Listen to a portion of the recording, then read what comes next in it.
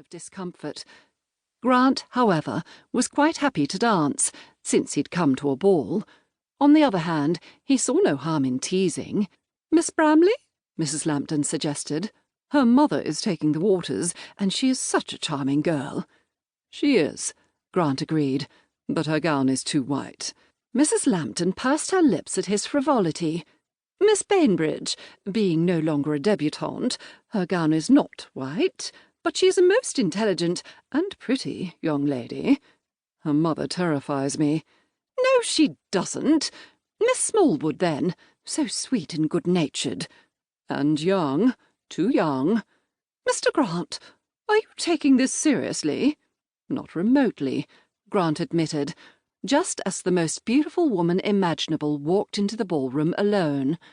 She was breathtaking, raven black hair most elegantly styled to frame a face of exquisite beauty, perfect creamy white skin and full, rosy lips, huge dark eyes that seemed at once to smoulder and yet regard the world with distant, wry amusement, surely a creature of fascinating contradictions.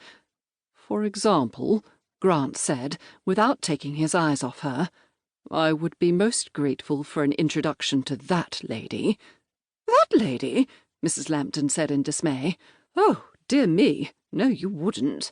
Trust me, she would do no good to your career or your marital hopes. That is Lady Crowmore." Grant spared her a blank glance.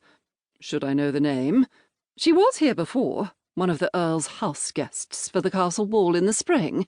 Since then, her husband died. Does she look like a widow to you?"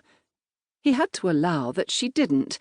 There was no trace of black about her dress. She wore a gown of deep, dusky pink, and diamonds winked around her slender throat and dangled from her delectable earlobes.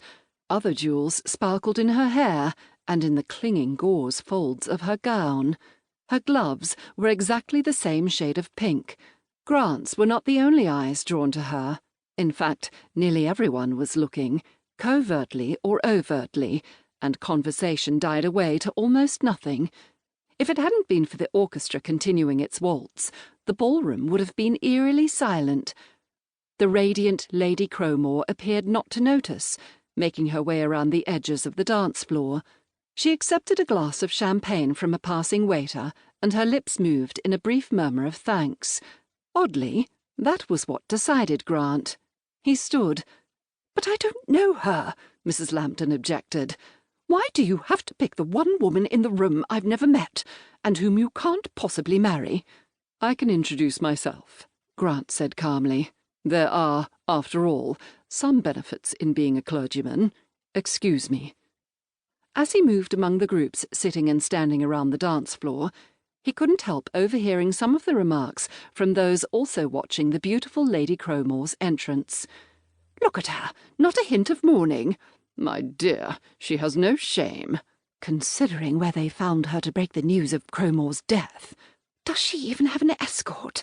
She's quite alone. What is she doing here? Is she even going to speak to anyone?"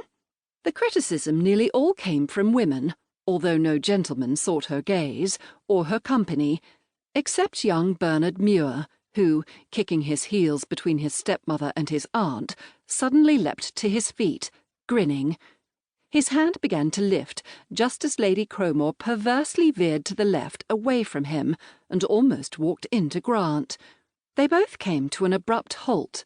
The lady's eyes looked somewhat startled as they met his, but they didn't fall as she waited for him to stand aside.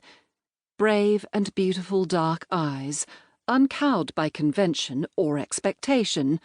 On the contrary, they seemed to challenge the world head-on, and yet held a hint of mystery as well as some open, almost cynical honesty.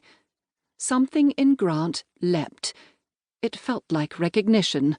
Certainly, on a much more basic level, his blood stirred. "Forgive me," he said mildly. "I always seem to be in someone's way." "The fault is trivial," she replied, "but clearly mine. Excuse me." Her voice was enchanting, too, low, modulated, with just a hint of fashionable drawl. But since he was so uncivilly slow in moving aside, she began to walk around him.